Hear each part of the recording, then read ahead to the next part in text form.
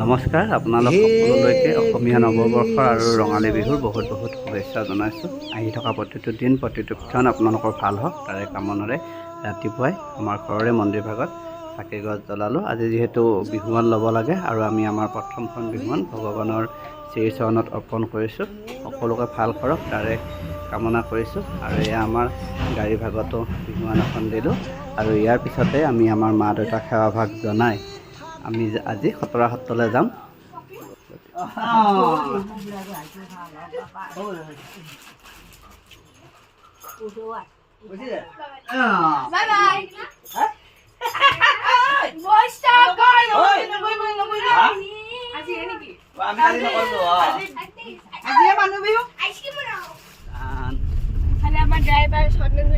আমাৰ চান্দনে গাড়ী চলাই আছে আৰু আমি গৈ আছোঁ এতিয়া খতৰা সত্ৰলৈ। সকলক মাৰ লগতে আজি আপোনালোককো লৈ যাওঁ।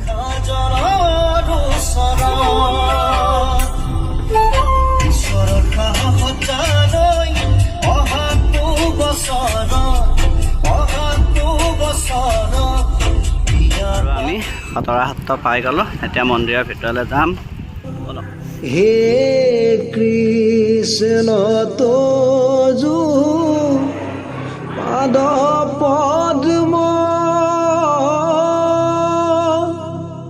পঞ্জৰ ভিতৰ। আৰু মন্দিৰৰ পৰা আহি আমি ৰাতিপুৱাৰ ভাত সাজ সৰু সুৰাহঁতৰ ঘৰতে খাই ল'লোঁ। আৰু দুপৰীয়াকৈ যিহেতু আজি আমাৰ ঘৰত আলহী আহিব, আমাৰ ঘৰতো আজি বহুত কিবা কিবি কাম অকণমান আছে, গতিকে সোনকালে ভাতকেইটা খাই ঘৰলৈ যাওঁ। গাড়ীত স্কুটিত উঠা চাইকেল ৰিক্সা যান